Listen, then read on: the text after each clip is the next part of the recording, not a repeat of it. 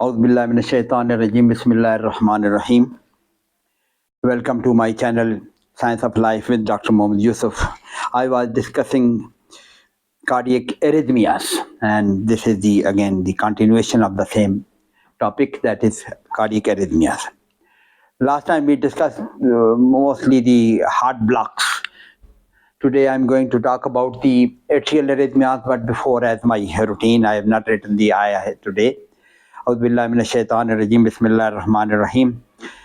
वमा हादिल हयात दुनिया इल्ला लहवुम व लइब व इन्न दारल आखिरत लहियल हयवान लौ कानू यअलमून। अल्लाह पाक फरमा रहे हैं कि ये दुनिया की ज़िंदगी तो बस एक खेल तमाशा है और असली ज़िंदगी तो उखरवी ज़िंदगी है।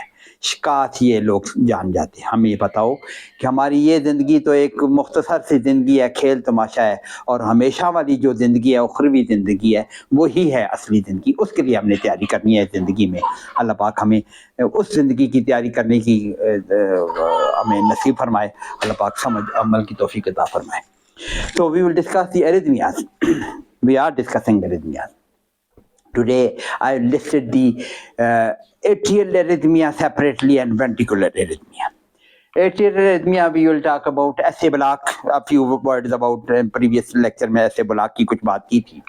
And then the atrial premature ectopics, atrial premature beats, इसकी बात करेंगे, and atrial tachycardia.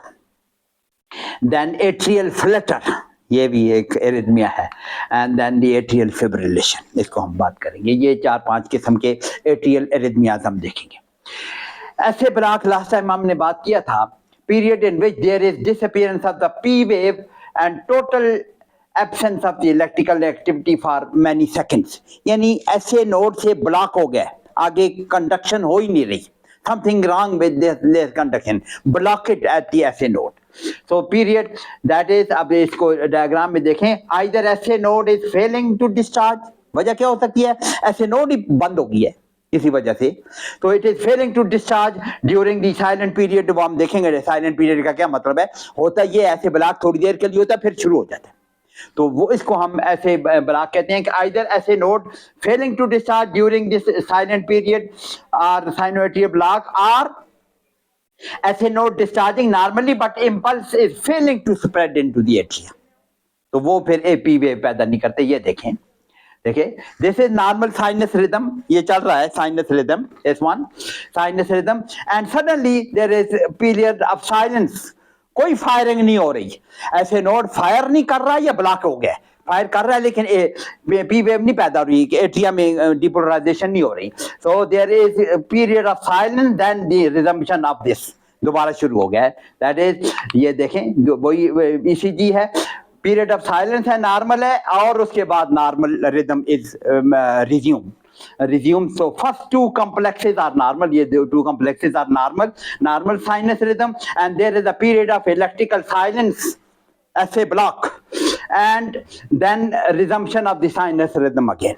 So this is known as sinusoidal block. इसका काज क्या हो सकता है, something wrong with the ऐसे production of impulse किसी वजह से रुकी है, too much stimulation of vagus nerve because हो सकता है इसका रुकी गया है, and so it is not being conducted from the SA node to atria, वो जो bundles हैं उनमें कोई blockade आ जाए something, so this is SA block. Second atrial arrhythmia is atrial premature ectopic beats, एक फालतू बीट, ectopic जगह से एक फायर आ गया है, इम्पल्स आ गया है, उसकी वजह से एट्रिया में कॉन्ट्रैक्ट कर गए हैं, तो अ पी वेव अकर्स प्रीमेच्योरली, यानी एक फालतू पी वेव पैदा हो गई है कहीं से, that is eight interval shorter than the PR interval, normal PR interval उससे पहले ही आ गई है, PR इंटरवल शॉर्ट हो गया है, ectopic origin of impulse in atria near AV node, ये वहाँ के हैं, यानी AV नोड के करीब एट्रियम में कई एक्टोपिक बीट पैदा हो रही है और वो पी वेव पैदा कर रही है, एट्रिया डिपोलराइज कर रहे हैं। This P wave of varying configuration कहाँ पैदा हुई है, AV नोड के पास पैदा हुई है, लेफ्ट एट्रियम में कहीं पैदा हुई, राइट एट्रियम में कहीं और पैदा हुई है, सो इसकी वजह से इसकी पी वेव की कॉन्फ़िगरेशन, इसकी shape will be differ. so followed by a QRS complex. ये P wave पैदा हुई है. This may be conducted to be through the AV bundle to ventricle. तो ventricle will contract. This is followed by this. So this will be फालतू beat, extra beat, extra systole. ये फालतू beat है. This is the premature atrial premature beat. ये देखें, followed by the QRS complex, इसको premature contraction कहते हैं. This is followed by a compensatory pause. ये प्रीमेच्योर कंट्रैक्शन हो गई है. इसके बाद थोड़ा सा लॉन्ग पास के बाद नॉर्मल कंट्रैक्शन आएगी, नॉर्मल बीट आएगी. This is follow the premature contraction is followed by a long compensatory pause and then the normal QRS complex आएगा. It will be delayed. अब देखिए ये one atrial extrasystole. This is extrasystole. This is extrasystole. ये normal duration है. Normal duration PR interval ये normal duration है. लेकिन अब ये नॉर्मल ड्यूरेशन से पहले P वेव पैदा कहीं पैदा हो गई है. हेयर यहाँ पे ये P वेव पैदा. This is opposite. ये P वेव पैदा हो गया एंड दिस इज दी फालतू beat, extra beat. This is the atrial extrasystole. ये वन, ये एक्स्ट्रासिस्टली. इसके बाद there is a long pause. उसके बाद नॉर्मल कॉम्प्लेक्स आता है. This is known as atrial extrasystole. ये कहीं और से ectopic site from the atria ये फायर करता है. और ये P वेव, इसकी P वेव, ये फालतू P वेव है. नॉर्मल P वेव तो ये है, ये फालतू P वेव है. इसको अगर जरा आगे जाके आना चाहिए था, पहले आ गई है. This is some ectopic pacemaker अब पैदा हो गया which is producing depolarization और उसकी वजह से P वेव पैदा हुई. that has been conducted और ये ventricular contraction पैदा होगी. फालतू है ये. और उसके बाद ventricular contraction के बाद refractory period आता है ना, इसलिए prolonged. उसके बाद आता है QRS complex आता है. so this is the atrial extrasystole. one atrial extrasystole जिसको X के नाम से किया हुआ है. An unusual shape P wave, ये P wave one, ये ना sorry, this is the T wave, ये P wave, sorry, ये this is T wave for this complex, ये T wave, ये P wave है, and this is followed by a normal QRS complex. ये premature beat है. ये normal duration है. ये नॉर्मल दो कॉम्प्लेक्सेस है. उसके बाद ये टी वेव है और अर्ली P वेव आ गई है. P वेव जरा आगे जाके आनी है. ये T वेव है, इतने ड्यूरेशन के बाद नॉर्मल आनी चाहिए थी. ये जल्दी आ गई है. P वेव एब्नॉर्मल मुख्तलिफ शेप्स की हो सकती है. QRS कॉम्प्लेक्स दिस इस P वेव की वजह से QRS कॉम्प्लेक्स है.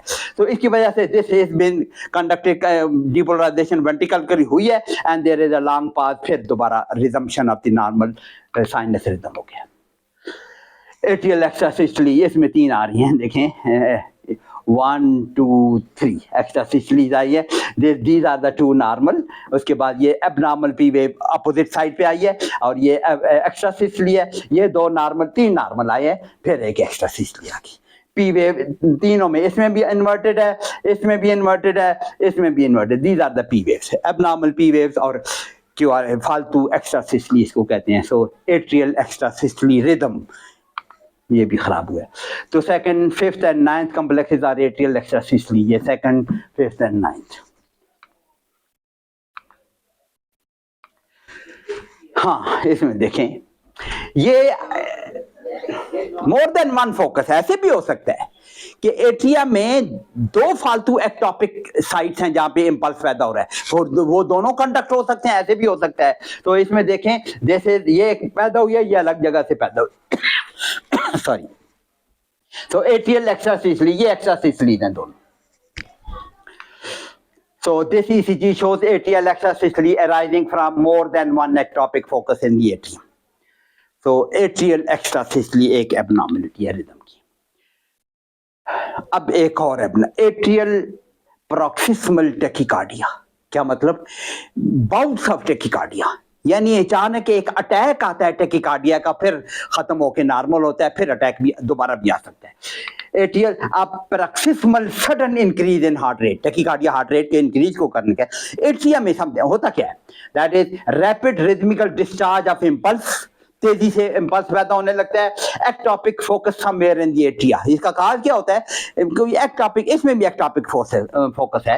And the paroxysm may last for a few seconds, may be a few minutes, may be a few hours. इतना लंबा भी हो सकता है. अभी जो डायग्राम देखेंगे उसमें तो अ फ्यू सेकंड्स का हमने रिकॉर्ड किया हुआ है.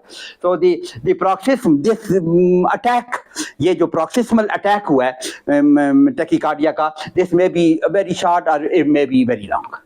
सो यूजुअली एंड सडनली, जैसे सडनली शुरू होता है सडनली एंड भी हो जाता है, and sinus rhythm is restored and may be stopped by the vagal stimulation. अगर ये हो जाए और खुद रोकना चाहें, लंबा चल रहा हो, इसको रोकना चाहें तो वेगल नर्व को स्टिमुलेट करो तो ये रोक सकते हैं। कराटे साइनस को मसाज करेंगे तो वेगल स्टिमुलेशन होती है। ये देखें, ये नॉर्मल रिदम पे आ रहा है, अचानक heart rate has increase, heart rate has increase, आगे फिर कहीं ये होगा। So atrial proximal normal heart rate चलते चलते अचानक तेज हो गया, it may continue for 1 minute 2 minute 1 hour 2 hour may be long. तो इसको अगर रोकना, अगर एबनॉर्मल हो रहा, वी कैन carotid मसाज करेंगे, this will stimulate the vagus nerve, it will reduce the heart rate and ये वापस आ जाएगा। तीसरा है, अगला तीसरा ये जो भी नंबर है, एट्रियल फ्लटर। एट्रियल फ्लटर क्या है? Constant PP interval but rate is 220 to 320, यानी पी वेव जो पैदा हो रही है उनके दरमियान पीपी इंटरवल नॉर्मल है वो, लेकिन बहुत तेजी पैदा हो रही हैं। सारी इंपल्सेस आर नॉट कंडक्ट, सारे कंडक्ट नहीं होंगे, पी वेव मल्टीपल होंगे, क्यूआरएस कॉम्प्लेक्स अलग रेट पे होंगे। That is sawtooth configuration of P wave, multiple P wave फिर QRS कॉम्प्लेक्स आएगा, मल्टीपल P wave फिर QRS कॉम्प्लेक्स आएगा। तो मल्टीपल P wave बनेंगे तो वो क्या कहें, जैसे आरी के दंदाने हो, ये 3 उंगलियां आरी, sawtooth configuration of P waves and AV block is present, क्योंकि सारे impulses are not being conducted। ये जो जितने 320 या 220 या 200 impulses पैदा हो रहे हैं, सारे आगे rate, heart rate is not 220, yani ventricular rate is not 220, so there is blockage, so AV block is present and QRS complexes are regular but at a slower rate, उनका अपना रेट होगा या जितने कंडक्ट हो रहे हैं उसके मुताबिक, इसको कहते हैं एट्रियल फ्लटर। ये देखें, शॉर्ट अपीयर, ये सारी पी वेव्स हैं और QRS कॉम्प्लेक्स अपने हिसाब से चल रहा है। So this is known as atrial flutter. Atrial depolarization ज्यादा है और ventricular depolarization बहुत कम है, और atrial depolarization multiple P waves record होंगी, short appearance, इसलिए कहते हैं atrial flutter. This is known as atrial flutter. There are regular symmetrical flutter waves with no isoelectric, पता ही नहीं है दरमियान में isoelectric interval है ही नहीं। QRS complexes are also regular but at slower rate, उनकी निस्बत स्लो रेट है, 4 to 1 रेशियो हो या कुछ भी रेशियो हो सकती है। आखिरी इसमें एट्रियल फिब्रिलेशन। फिब्रिलेशन किसको कहते हैं? ये सेंसिशियम वाला काम खत्म हो जाए। सेंसिशियम क्या है? Atria act as one unit, all the muscle they contract as one unit, इसको सेंसिशियम कहते हैं। अगर ऑल द मसल कंट्रैक्ट अलग ना करें, अलग अलग कंट्रैक्ट करें तो this pumping ability will be gone. This is known as atrial flutter, that is atrial fibrillation, rate is 320 per minute और नो रेगुलर एट्रियल एक्टिविटी। ये अलग अलग जैसे वर्म लाइक, जैसे बैग ऑफ वर्म होता है, बैग ऑफ वर्म जैसे ऐसे कंट्रैक्ट कर रहा है, तो there is no atrial activity, asynchronized contraction of atrial muscles. Atrial muscle syncytial contraction नहीं है, वन यूनिट कंट्रैक्शन नहीं है, एसिंक्रोनाइज्ड कंट्रैक्शन है, अलग अलग कंट्रैक्ट कर रहे हैं। So ventricular rate is faster and grossly irregular, वो भी irregular होगा, इनमें से कुछ impulses आगे भी जा रही होंगे ventricular, तो उसके मुताबिक irregular heart rate होगा, ventricular heart rate में भी abnormal। तो atrial fibrillation ऐसी है, multiple atrial activity पता ही नहीं चली और ये भी irregular होगा। So this is atrial fibrillation। इसका क्या मतलब है? Primer pump function will be gone, atrial fibrillation compatible with life चलती है। एट्रियल फिब्रिलेशन के बाद बंदा जिंदा रह सकता है। आगे हम देखेंगे वेंट्रिकुलर फिब्रिलेशन, वेंट्रिकुलर फिब्रिलेशन में जाएंगे, then pumping activity is gone. Atrial fibrillation होने की वजह से atrial primer pump is gone, लेकिन वेंट्रिकुलर फिलिंग में भी काफी हो ठीक हो सकता है, पॉसिबल है। The base line shows fast irregular undulation from the fibrillating atria and ventricular rate is fast and irregular. ये फास्ट है और इरेगुलर भी आगे पीछे आ रहा है। ये एट्रियल एरिथमिया था। अब आ जाए वेंट्रिकुलर एरिथमिया पर। वेंट्रिकुलर एरिथमिया में पहले वेंट्रिकुलर प्रीमेच्योर, जिस तरह एट्रियल प्रीमेच्योर बीट हमने देखी कि वेंट्रिकल से भी एक्स्ट्रा फायर हो सकता है कहीं, स्पेशली अगर वहां पे डैमेज है वेंट्रिकल में कोई हो तो उसमें तो फायर हो सकता है। So the ventricular premature ectopic beats, premature ventricular contraction PVC उसको कहते हैं, PVC premature ventricular contraction, PVC आती हैं। वाइड नॉच और स्लर्ड क्यूआरएस कॉम्प्लेक्स, क्यों? पता नहीं कहां से एक्टोपिक बीट पैदा हो रही है और किस पैटर्न पे स्प्रेड कर रही है। तो वेंट्रिकुलर में जो स्प्रेड करेगी उसके मुताबिक क्यूआरएस कॉम्प्लेक्स की शेप भी खराब होगी। So there is wide notched or slurred QRS complex which is not preceded by P wave। क्यों? ये वेंट्रिकल से एक्स्ट्रा से इसलिए है।